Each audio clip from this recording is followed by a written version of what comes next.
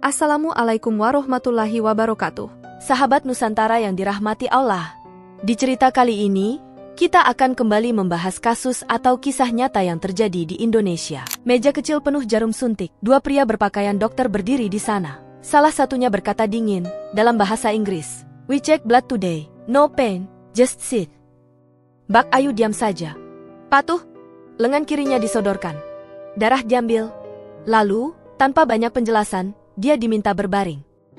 Bagaimana kisah selengkapnya dari cerita ini? Tonton video ini sampai habis agar sahabat Nusantara bisa paham. Sebelum menyimak kisahnya, sempatkanlah menulis sholawat kepada Nabi kita di kolom komentar sebagai tanda penghormatan kepada beliau. Allah berfirman dalam surat Al-Ahzab ayat 56. Sesungguhnya Allah dan para malaikatnya bersolawat untuk Nabi. Wahai orang-orang yang beriman, bersolawatlah kamu untuk Nabi dan ucapkanlah salam dengan penuh penghormatan kepadanya. Sebelum kita mulai videonya, seperti biasa, jangan lupa untuk like, share, dan subscribe channel ini. Siapkan posisi ternyaman kalian untuk menikmati video ini. Sahabat Nusantara, channel kami tergabung di dalam program YouTube Shopping Affiliate. Nah, buat kalian yang sedang mencari barang-barang menarik dan keren, aku punya beberapa rekomendasi produk untuk kalian. Kalau tertarik, langsung saja klik link produk di pojok kiri bawah untuk pembeliannya.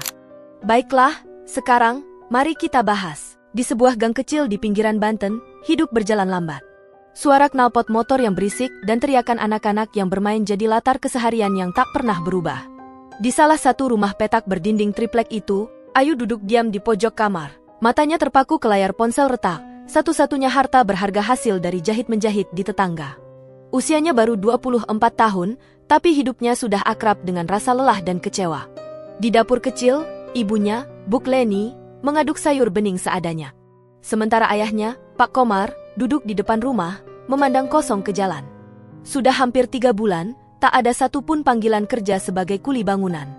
"Mak, uang belanja tinggal berapa?" tanya Ayu pelan. Bu Leni cuma tersenyum. Senyum yang kering, penuh keikhlasan. "Yang penting, kita masih bisa makan, Dek." Ayu kembali menatap layar ponselnya. Ia scroll media sosial, di antara video hiburan dan kabar kerabat, matanya berhenti di satu postingan. Lowongan kerja ke luar negeri. Gaji besar. Proses cepat, tanpa biaya awal. Akun itu berprofil wanita berhijab cantik. Junggah juga foto-foto TKW yang tersenyum di depan rumah mewah. Komentarnya semua positif, penuh testimoni manis yang menggoda rasa percaya. Ayu menelan ludah. Ada sesuatu yang tiba-tiba menggeliat dalam hatinya. Rasa ingin keluar dari hidup yang terasa seperti lumpur, menenggelamkan perlahan. Ia teringat mimpinya dulu. Ingin bahagiakan orang tua, ingin punya usaha kecil, ingin hidup lebih layak. Saat makan malam, Ayu memberanikan diri buka suara. "Mak, kalau ada kerjaan di luar negeri, Dewi boleh coba, enggak?" Pak Komar menghentikan suapan sendoknya. "Luar negeri? Kerja apa, Dek?" Katanya jadi pembantu rumah tangga di Kamboja, Pak. Gajinya gede. Banyak yang udah sukses. Buati memandangi anaknya dengan tatapan khawatir. "Itu jauh, Dek. Kamu sendirian." Ayu berusaha tersenyum, menutupi gemetar dalam hatinya. "Ayu kuat, Mak. Insya Allah kuat." Di balik senyuman itu, ada sesuatu yang tumbuh, antara harapan dan bahaya yang belum ia kenali. Dunia di layar ponsel tampak indah tapi seperti kaca, mudah sekali memantulkan cahaya palsu. Malam itu, Ayu sulit tidur.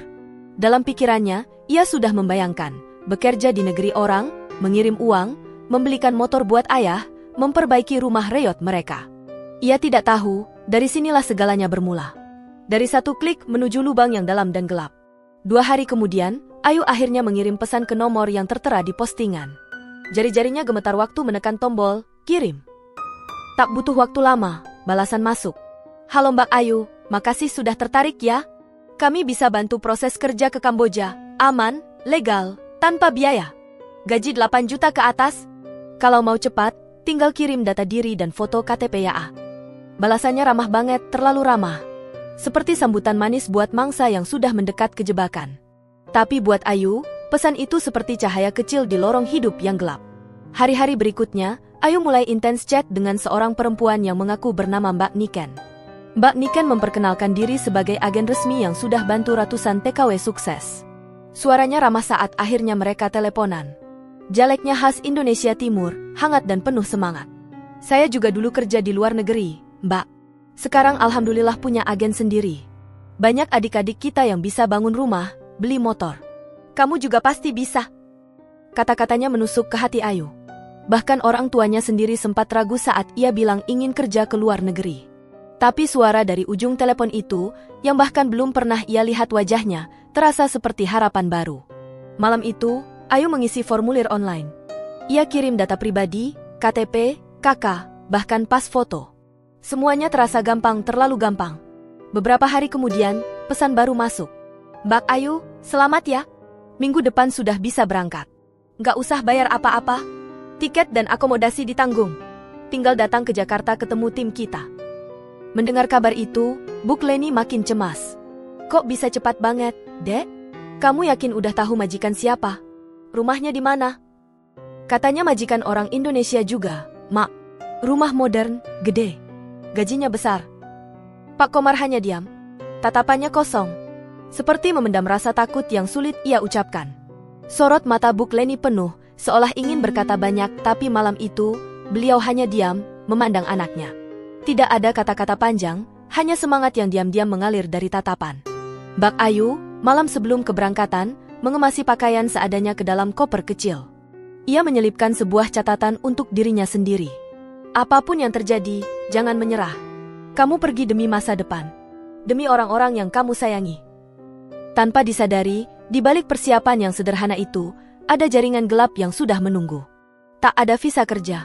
Tak ada kontrak resmi. Hanya janji dan kepercayaan yang sebentar lagi akan diuji. Pagi itu, udara Banten masih dingin. Dengan satu koper kecil dan selembar tiket bus ke Jakarta, Mbak Ayu berpamitan. Ia mencium tangan Bu Leni dan Pak Komar. Bu Leni tak kuasa menahan air mata, sementara Pak Komar hanya mengangguk pelan. Tak ada pelukan panjang. Hanya doa yang lirih di dalam hati. Di dalam bus, Mbak Ayu menatap keluar jendela. Jalanan yang biasanya terasa akrab, kini tampak asing. Hatanya campur aduk. Ada takut, penasaran, sedikit bahagia. Dalam bayangannya, ia sudah melihat diri sendiri berdiri di negeri orang, berseragam rapi, bekerja di rumah besar, dan mengirimkan uang ke kampung. Setiba di Jakarta, seperti instruksi dari agen, ia dijemput oleh seorang pria muda rapi bernama Nando. Berseragam jas hitam, senyumnya sopan, tapi matanya dingin. Tanpa banyak basa-basi, Nando berkata, "Ayo ikut saya. Kita nginap semalam di mes. Besok pagi langsung ke bandara." Sebuah sedan hitam berhenti di pinggir jalan. Mbak Ayu sempat ragu, tapi apalah daya, ia tak punya pilihan lain. Mobil itu membawa mereka ke sebuah rumah kontrakan di pinggiran kota. Dari luar tampak biasa, tapi di dalam penuh perempuan muda dari berbagai daerah, sebagian bahkan masih remaja. Beberapa tampak lelah, beberapa tertidur di lantai beralaskan tikar. "Kalian semua calon tenaga kerja luar negeri. Besok pagi-pagi kita antar ke bandara," ujar seorang perempuan tua yang dipanggil Bunda.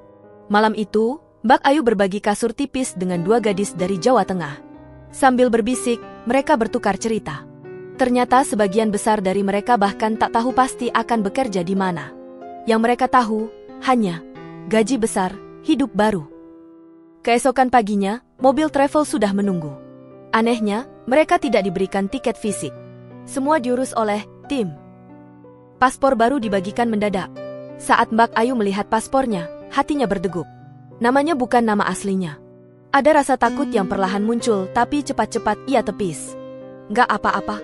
Semua akan baik-baik saja," batinnya. Di ruang tunggu keberangkatan, Nando memberikan arahan. "Kalau nanti ditanya di imigrasi, jawab aja, turis. Visit friend. Jangan banyak tanya." Beberapa gadis saling berpandangan. Mbak Ayu menelan ludah. "Tapi kita kan kerja?" Tanyanya ragu. "Udah, ikut aja." "Udah biasa kok," jawab Nando santai. Saat nama penerbangan mereka dipanggil, Mbak Ayu melangkah berat masuk ke pesawat. Ia duduk di dekat jendela, memandangi langit Jakarta yang tampak buram. Dalam hati, ia berbisik, "Aku pasti bisa pulang. Aku harus pulang." Yang ia tak tahu, di ujung perjalanan itu, bukan pekerjaan yang menantinya, melainkan jebakan yang tak pernah ia bayangkan. Pesawat mendarat di sebuah bandara internasional saat malam hampir turun. Lampu-lampu landasan tampak sendu, memantul di kaca jendela kabin yang berembun. Mbak Ayu menggenggam erat tas kecilnya. Setelah melewati imigrasi dengan jawaban singkat, turis, mereka diarahkan keluar oleh seorang pria Kamboja bertubuh tinggi, mengenakan kaos hitam polos. Tanpa banyak bicara, ia hanya menunjuk papan bertuliskan inisial. Tak satu pun nama dipanggil. Hanya isyarat tangan, ikut saya. Mereka dibawa masuk ke dalam sebuah van abu-abu tua. Tak ada logo, tak ada arah. Hanya diam dan kecemasan yang makin menebal. Di dalam van, ponsel mereka diambil. Katanya, nanti dikembalikan setelah administrasi selesai. Seorang wanita berbahasa Indonesia dengan logat asing menyampaikan itu sambil duduk di depan. Perjalanan itu terasa panjang. Hampir 2 jam. Keluar dari kota, melewati jalanan sepi, gelap, tanpa petunjuk arah. Lampu jalan pun makin jarang. Perasaan Mbak Ayu, yang tadinya cemas, kini bergeser menjadi takut. Akhirnya, van berhenti di depan bangunan tua dengan pagar tinggi. Gerbang besi dibuka dari dalam. CCTV mengawasi dari sudut-sudut tembok. Mereka diarahkan masuk satu persatu. Di dalam, seperti asrama. Ranjang besi bertingkat. Jendela-jendela dipasangi teralis. Tapi tak ada perlengkapan kerja.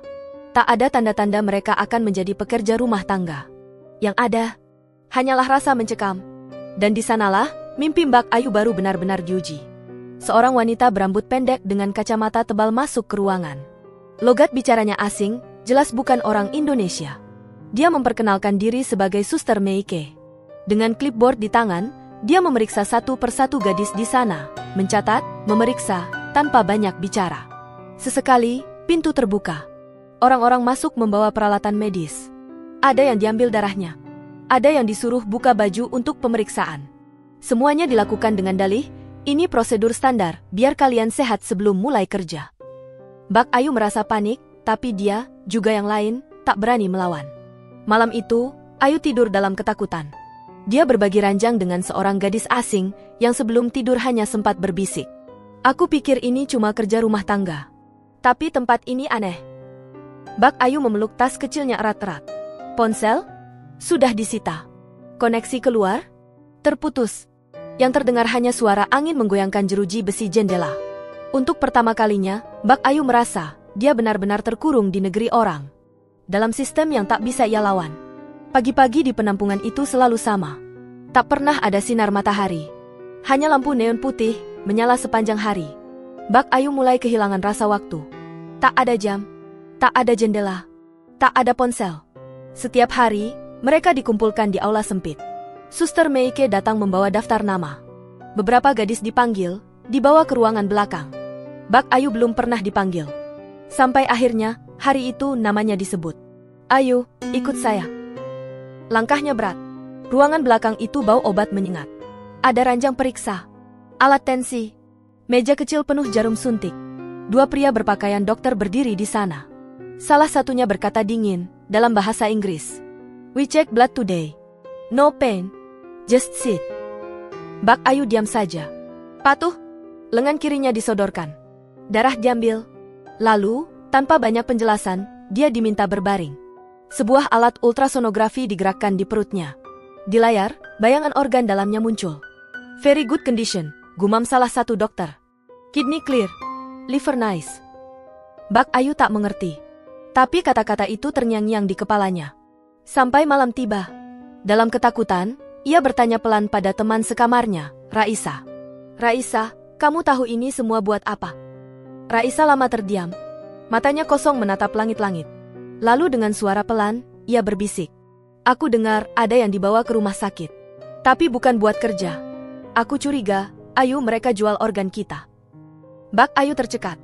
Mau menyangkal, tapi potongan-potongan kejadian yang dialaminya mulai menyatu. Membentuk gambaran yang lebih menyeramkan dari apapun yang pernah ia bayangkan. Malam itu, Ayu tak bisa tidur. Bayangan layar ultrasonografi menghantui pikirannya. Ia mulai merasa tubuhnya bukan lagi miliknya. Esoknya, 3 gadis dipanggil. Salah satunya, Raisa. Mereka pergi dan tidak pernah kembali. Kasur mereka tetap kosong. Tanpa kabar, tanpa penjelasan, Mbak Ayu sadar. Dia harus keluar dari sini. Sebelum gilirannya tiba. Tapi semuanya sudah terlambat. Mbak Ayu terbangun di sebuah ruangan putih, asing. Cahaya neon menyilaukan. Tubuhnya dingin. Kaku? Ia mencoba bangkit, tapi tak kuat. Aroma alkohol, darah, dan logam memenuhi hidungnya. Sisi perut kirinya terasa sakit luar biasa. Dengan lemah ia menoleh. Ada perban kotor di bawah tulang rusuk. Bekas jahitan kasar terlihat. Bukan luka kecil. Itu luka operasi. Kepalanya pusing. Ingatannya berantakan. Potongan memori perlahan kembali. Suntikan malam itu. Tangan-tangan kasar. Tubuhnya yang diseret ke ruangan terang.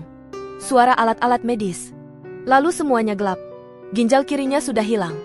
Sebagian hatinya sudah dirampas. Hari-hari berlalu dalam sunyi. Tak ada makanan. Tak ada suara. Hanya suara kipas tua berderit di sudut ruangan. Kadang, seorang pria masuk. Memeriksa infus, mencatat sesuatu. Tanpa pernah menatap matanya. Di sini, mereka bukan manusia. Hanya barang. Suatu malam, saat suara langkah menjauh, Ayu mendengar sesuatu. Suara lirih. Dari balik dinding. Itu Lilis. Masih hidup. Tapi terdengar sekarat. Air mata Ayu mengalir diam-diam. Ketakutan berubah menjadi amarah. Sakit berubah menjadi tekad. Dalam hati, ia bersumpah. Apapun caranya, aku harus keluar dari tempat ini. Hidup-hidup. Malam itu sunyi. Udara lebih dingin dari biasanya. Bak Ayu terjaga dengan dada sesak. Keringat dingin membasahi pelipisnya. Dari celah kecil di bawah pintu, ia mengintip. Lampu lorong masih menyala.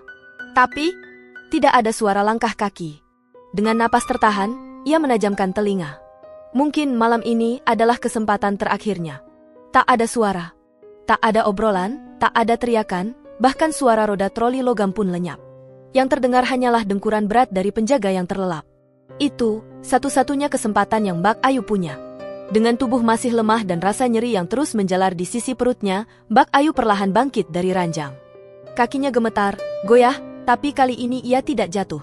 Ia menarik napas panjang, membungkus kakinya dengan sisa kain perban, lalu menyeret dirinya menuju pintu. Tangannya gemetar saat meraih gagang pintu. Pelan-pelan ia tekan. Krek! Pintu terbuka. Bak Ayu nyaris tak percaya. Yang ada di hadapannya hanyalah lorong servis, lantai semen dingin, dinding lembab, dan aroma logam menusuk hidung. Dengan tertatih hampir merangkak, Bak Ayu berjalan merayap sepanjang tembok. Beberapa kali ia berhenti, menahan sakit. Beberapa kali pula ia menoleh panik, takut penjaga itu terbangun. Namun keajaiban berpihak padanya. Ia berhasil keluar dari gedung itu. Entah bagaimana. Langkahnya membawanya menembus pintu belakang yang separuh rusak, mungkin sengaja dibiarkan terbuka. Malam langsung memeluknya. Dingin menggigit tulang, tapi rasanya seperti nafas kehidupan baru. Bak Ayu terus berjalan melewati semak-semak dan puing-puing gelap, hingga akhirnya ia menemukan sebuah bangunan tua, rumah jaga reot di pinggiran kawasan industri. Dindingnya retak, atapnya miring. Tapi untuk Bak Ayu, itu tempat perlindungan. Ia masuk pelan-pelan, rebah di sudut ruangan berdebu. Detak jantungnya masih berdegup kencang. Matanya berat namun pikirannya tetap siaga. Satu hal yang ia tahu malam itu. Ia harus kabur. Atau, selamanya akan menjadi bagian dari mimpi buruk ini. Malam itu, Suster Meike tidak berjaga. Ia digantikan oleh seorang pria kurus yang dikenal sering tertidur di kursinya. Bak Ayu memperhatikan. Sekitar pukul 1 dini hari, pria itu mulai menguap lebar. Kesempatan itu tak boleh disia-siakan. Dengan hati-hati, Bak Ayu melepas sandalnya. Tangannya menggenggam erat kantong plastik kecil berisi KTP, beberapa lembar uang receh, dan secarik kertas alamat yang dulu diberikan seorang TKW saat di bandara. Ia tak yakin alamat itu nyata. Tapi itu satu-satunya harapannya. Lorong malam itu lebih gelap dari biasanya. Setiap derit lantai membuat jantungnya berdetak lebih cepat. Ia memilih lewat dapur belakang. Dulu ia pernah lihat seorang petugas keluar lewat situ. Pintunya terkunci, tapi engselnya sudah karatan. Dengan sendok logam kecil yang selama ini ia sembunyikan, Bak Ayu mencoba mengungkit pintu itu. Krek! Ada suara. Ia berhenti sejenak. Lalu lanjut dengan cepat. Ceklak! Pintu terbuka. Udara malam yang dingin menerpa wajahnya, terasa seperti pelukan hangat kebebasan. Tapi jalan di depannya masih panjang. Bak Ayu menyelinap di antara ganggang sempit dan lorong-lorong gelap, menghindari jalan besar. Ia tak tahu pasti arah mana yang ia tuju, hanya mengikuti insting. Sesekali terdengar suara kendaraan. Ia cepat-cepat bersembunyi di balik tumpukan karung atau semak-semak. 2 jam berjalan, akhirnya ia melihat lampu terang. Sebuah warung kecil yang buka 24 jam. Penjualnya seorang wanita tua yang terlihat ramah. Bak Ayu mendekat, dengan suara gemetar. Tolong, saya butuh bantuan. Saya orang Indonesia. Saya diculik. Wanita itu terkejut, tapi tanpa banyak tanya langsung membawanya masuk. Bak Ayu diberi segelas air. Kemudian si ibu tua menelepon seseorang. Setengah jam kemudian, datanglah 2 orang, seorang pria dan seorang wanita, mengaku dari komunitas migran Indonesia di Kamboja. Mereka membawa Mbak Ayu pergi. Wajah Mbak Ayu campur aduk, antara lega dan trauma. Tapi untuk pertama kalinya, ia merasa ada harapan untuk pulang. Sementara itu, sindikat yang menangkapnya. Mereka tidak tinggal diam. Malam itu, Mbak Ayu akhirnya tidur di sebuah shelter, rumah kecil milik komunitas relawan migran Indonesia. Kasurnya tipis, tapi untuk pertama kalinya dalam berminggu-minggu, ia bisa menutup mata tanpa rasa takut. Namun, kedamaian itu tidak bertahan lama. Keesokan paginya, Mbak Isara, salah satu relawan, menemukan sesuatu mencurigakan di pagar depan. Sebuah amplop plastik bening. Di dalamnya, foto Mbak Ayu. Dan secarik kertas bertuliskan huruf Khmer. Tak ada yang langsung mengerti isinya. Tapi maknanya sangat jelas. Mereka tahu Mbak Ayu ada di sana. Mbak Isara langsung panik. Dia buru-buru menelpon temannya yang kerja di Kedutaan Besar Indonesia. Tapi proses perlindungan hukum dan pengurusan dokumen itu nggak bisa instan, sementara situasi makin berbahaya. Kita harus cepat pindahkan Ayu ke lokasi lain, kata Mas Usman, relawan laki-laki yang dulu sempat menjemput Ayu. Ayu merasa bersalah. Ia takut orang-orang baik ini malah ikut terseret ke dalam masalah. Tapi mau sejauh apapun dia lari, bayangan sindikat itu terasa terus membuntuti. Sore itu, saat mereka bersiap-siap pindah, tiba-tiba sebuah motor berhenti di seberang jalan. 2 pria turun, diam-diam memotret rumah dari kejauhan. Begitu dihampiri, mereka langsung kabur. Nggak ada keraguan lagi. Sindikat itu sedang memburu Ayu. Ayu mulai menangis. Kenapa sih mereka nggak berhenti? Aku cuma mau pulang. Aku ini bukan siapa-siapa, ucapnya terisak. Mbak Isara langsung memeluk Ayu erat. Justru karena kamu dianggap bukan siapa-siapa, mereka pikir kamu bisa dibungkam. Tapi sekarang kamu nggak sendiri, Ayu, bisiknya menguatkan. Malam itu, Ayu duduk di kursi depan, menatap jalan kosong dengan mata penuh kewaspadaan. Dia sadar, pertempuran sesungguhnya baru saja dimulai. Dalam keheningan malam, Ayu, Mbak Isara, dan Mas Usman meninggalkan rumah aman dengan mobil sewaan. Gak banyak kata yang keluar. Hanya suara mesin mobil dan degup jantung Ayu yang bergemuruh di telinganya sendiri. Ayu mengenakan hoodie besar, wajahnya tersembunyi, tubuhnya meringkuk di kursi belakang. Tujuan mereka, sebuah rumah kos di pinggiran kota, tempat persembunyian yang hanya diketahui segelintir orang. Tapi baru keluar dari gang pertama, Mas Usman sudah merasa ada motor yang membuntuti dari kejauhan. Ia tetap tenang, sesekali hanya melirik spion sambil mengetatkan genggaman setir. Semakin lama, motor itu makin mendekat. 2 pria berjaket gelap dan helm tertutup mengeluarkan ponsel, memotret mobil mereka. Mereka ngikutin kita, gumam Mas Usman, mempercepat mobil, membelok tajam masuk ke jalanan perumahan yang lebih padat. Motor sempat tertinggal, tapi tak lama kemudian muncul lagi dari arah lain. Mereka seolah tahu kemana mobil ini melaju. Kepanikan mulai terasa. Mbak Isara meraih tangan Ayu yang gemetar dingin. Ayu cuma bisa menatap kosong keluar jendela, setiap tikungan terasa seperti jebakan.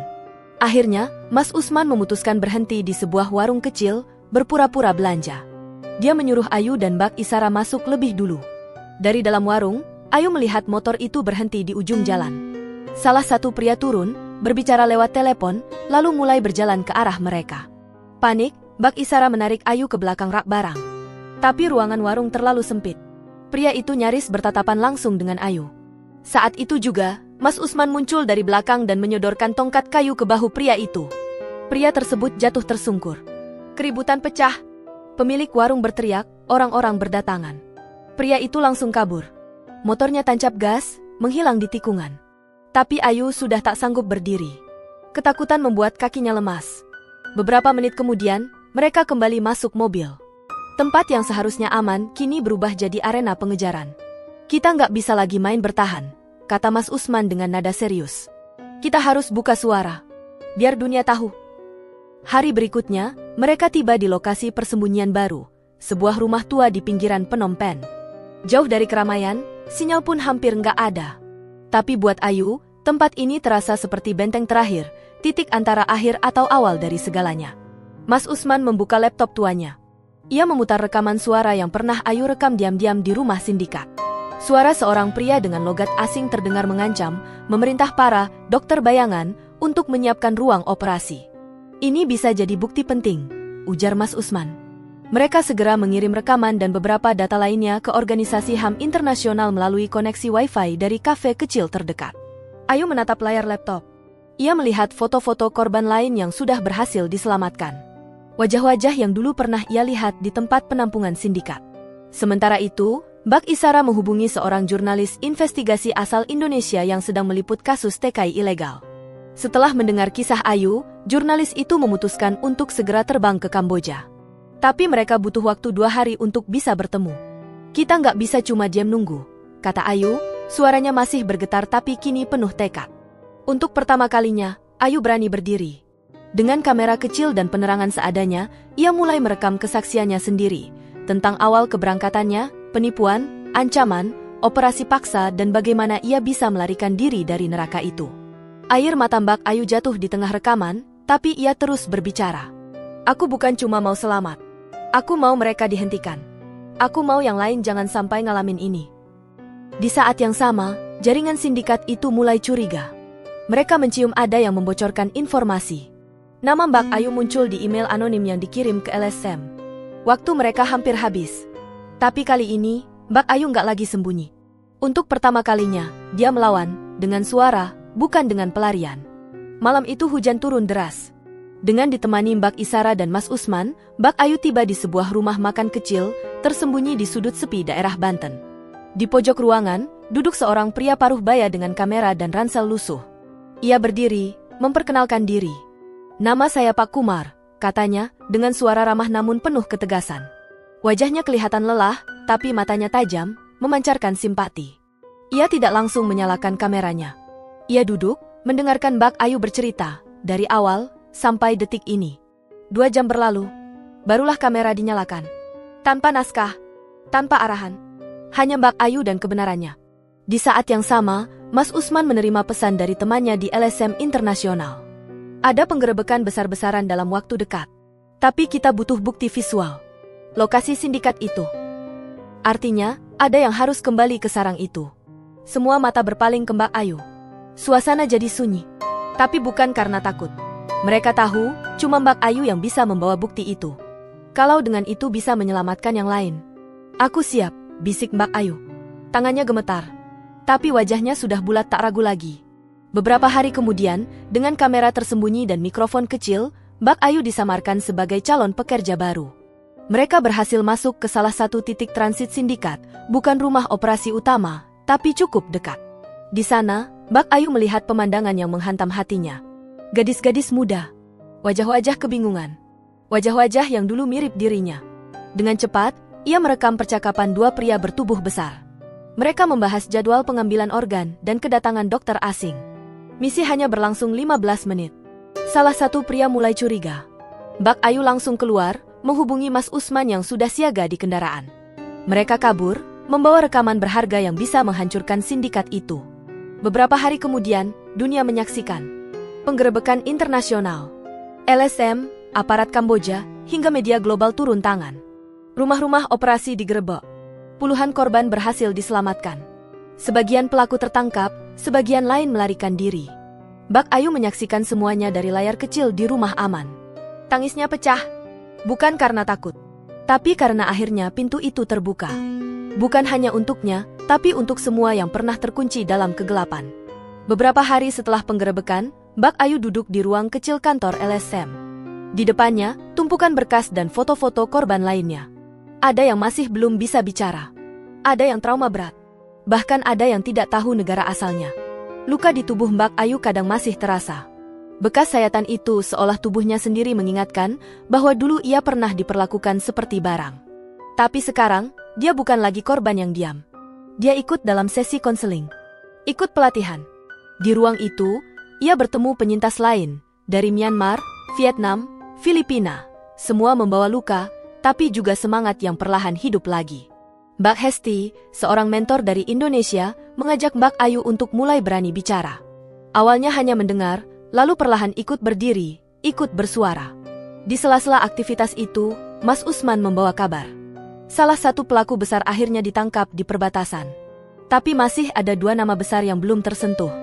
Ini belum selesai, kata Mas Usman, menatap layar dengan mata penuh tekad. Tapi kita sudah mulai menang. Sementara itu, 13 video kesaksian Mbak Ayu yang direkam oleh Pak Kumar mulai beredar. Awalnya di kalangan aktivis, lalu ke media Indonesia, sampai akhirnya viral di sosial media. Keadilan untuk Ayu mulai trending. Di Banten, ibunya menangis saat melihat berita itu di TV. Tetangga-tetangga yang dulu memandang rendah kini mulai bertanya-tanya. Itu beneran Ayu, anak Bu Tatik? Suasana berubah. Dari malu jadi simpati. Dari simpati jadi dukungan publik. Tapi bagi Mbak Ayu, ini bukan soal balas dendam. Ini tentang menyuarakan suara-suara yang dulu dibungkam. Dan ini baru permulaan. Hidup Mbak Ayu memang sudah tak lagi sama. Bukan karena lukanya sembuh, luka itu masih ada. Tapi sekarang, luka itu justru jadi sumber kekuatannya. Di sebuah seminar kecil tentang hak asasi manusia di Phnom Penh, Mbak Ayu berdiri, memegang mikrofon. Tangan dia sempat bergetar. Tapi puluhan pasang mata yang menatapnya membuatnya mantap berdiri. Dia membuka pidatonya, bukan sebagai korban, tapi sebagai saksi hidup dari kejamnya sistem. Saya bukan satu-satunya. Di luar sana masih banyak Ayu-Ayu lain yang belum pulang. Atau mungkin tidak akan pernah pulang. Tepuk tangan langsung menggema. Tapi bukan tepuk tangan itu yang membuat Mbak Ayu merasa lega. Yang membuat hatinya tenang adalah satu hal. Kebenaran sudah tidak bisa disembunyikan lagi. Berita tentang pidato Mbak Ayu menyebar cepat. Ia mulai diundang ke berbagai forum dan diskusi. Lembaga-lembaga advokasi dari Indonesia mulai meliriknya sebagai simbol perlawanan terhadap perdagangan manusia. Di saat yang sama, Mas Usman dan tim jurnalisnya terus bergerak. Investigasi mereka mengungkap nama-nama baru. Bahkan, ada indikasi mengerikan. Sebagian dokumen palsu itu dibuat di kantor imigrasi bayangan di Indonesia sendiri. Fakta ini mengguncang. Di Banten, untuk pertama kalinya, Mbak Ayu akhirnya bisa melakukan panggilan video dengan ibunya. Begitu wajah ibunya muncul di layar, air mata langsung mengalir deras. Tangan sang ibu tak berhenti mengusap wajah, berdoa syukur. Jarak masih memisahkan mereka, tapi hari itu hati mereka sudah kembali bertemu. Emaha, tunggu aku pulang. Tapi kali ini, aku pulang bukan dengan tangan kosong. Ucap Mbak Ayu sambil tersenyum kecil. Kamera menyorot Mbak Ayu yang menatap pantulan dirinya di cermin kecil. Di tangannya, ada brosur bertuliskan Forum Internasional untuk Penyintas Perdagangan Manusia. Hari itu bukanlah akhir cerita. Hari itu justru menjadi awal dari perjuangan baru. Langit Jakarta sore itu mendung. Sebuah pesawat mendarat di Bandara Soekarno-Hatta. Di dalamnya, seorang perempuan muda kembali pulang. Dia membawa luka. Dia membawa harapan. Tapi yang paling penting, dia membawa suara baru. Mbak Ayu melangkah keluar dari terminal kedatangan internasional. Di tangannya cuma ada satu tas kecil dan sebuah map berisi dokumen dari LSM. Tapi di dadanya, ada keberanian yang dulu tidak pernah dia punya. Di luar, seorang ibu tua dengan kerudung lusuh berdiri sambil berkaca-kaca. Ibunya. Tidak ada pelukan dramatis. Hanya dua tangan yang saling menggenggam erat dan air mata yang jatuh di pipi masing-masing. Aku pulang, Emaha. Rumah mereka di Banten masih sama. Dindingnya masih retak. Atapnya masih bocor. Tapi kini, setiap sudut rumah itu terasa hangat. Kehangatan yang sudah lama hilang sejak Mbak Ayu pergi. Beberapa hari kemudian, Mbak Ayu diundang untuk berbicara di sebuah sekolah menengah di Banten. Puluhan siswi perempuan duduk menyimak. Mbak Ayu berbicara, bukan sebagai korban, tapi sebagai peringatan hidup. Kalau ada yang menawarkan kalian pekerjaan yang terdengar terlalu gampang, pikir dua kali. Periksa dokumennya. Cari tahu. Tanya. Jangan takut. Saya tahu rasanya, karena saya hampir tidak pernah pulang. Ujarnya sambil tersenyum, walau suaranya sedikit bergetar. Kamera menyorot wajah Mbak Ayu yang berdiri di depan rumah kecilnya. Dia memandang jalan kecil itu, jalan yang dulu membawanya pergi. Tapi sekarang, dia tidak lagi melangkah untuk lari. Dia berdiri untuk berjuang. Baiklah sahabat Nusantara, terima kasih sudah menonton video ini sampai habis dan sampai berjumpa di kisah-kisah menarik lainnya. Saya akhiri, wassalamualaikum warahmatullahi wabarakatuh.